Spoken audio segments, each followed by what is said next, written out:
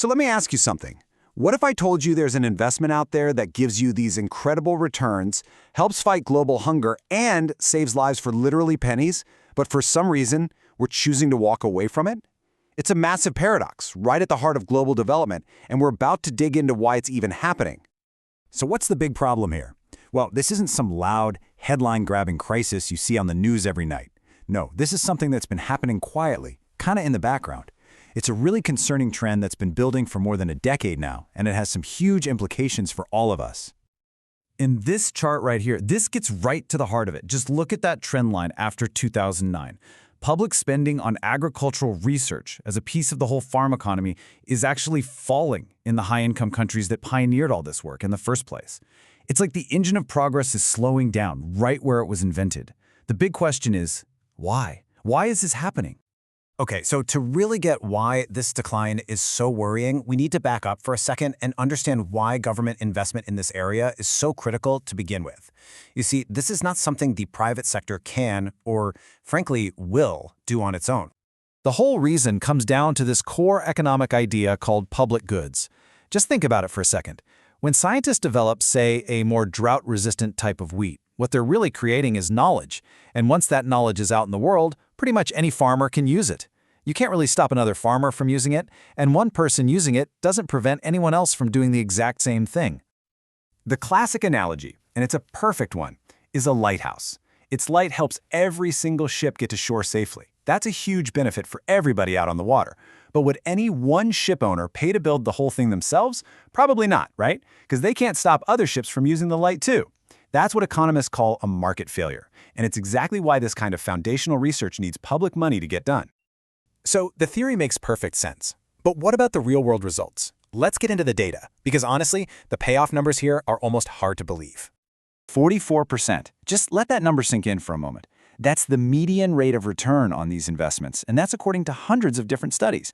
I mean, for anyone who works in finance, a consistent 44% return is an absolute dream.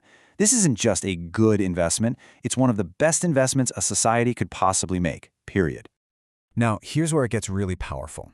Look at how agricultural R&D stacks up against other ways of fighting poverty. If you look at these charts for China, India, and Uganda, you see the same story again and again. The money spent on agricultural research is consistently one of the most, if not the most, effective ways to lift people out of poverty. It just outperforms so many other types of public spending. And this is not some new thing either. This chart shows the poverty reduction bang for your buck in India over 3 decades. The bars up top, those are investments like R&D and roads. The bars on the bottom, those are subsidies. It is not even a contest. Year after year, decade after decade, directly investing in making farms more productive has been way more effective at helping people escape poverty than just handing out subsidies. But believe it or not, the story doesn't end with just money and economic growth. The impact of this research goes even deeper, and it touches on something absolutely fundamental to being human, our health. It sounds like something from a fairy tale, doesn't it? But it's a question that is totally grounded in real science. Can a tiny little change to a food that people eat every day actually prevent a lifetime of suffering? The answer, incredibly, is yes. The secret is a process called biofortification, and it's pretty brilliant. It's where scientists use R&D to breed essential vitamins and minerals, things like iron and vitamin A, directly into the crops that billions of people rely on every single day, like rice or wheat. It's a way to automatically deliver life-saving nutrition to the poorest people on Earth. And this brings us to a number that is just absolutely astonishing. The estimated cost to save 1 full year of a person's healthy life, to prevent disease and disability by using iron biofortified rice, is just 30 cents. Let that sink in. 30 cents to give someone a year of health. And to put that number into perspective, the World Bank says a public health program is highly cost-effective if it costs less than $196 to achieve that same result.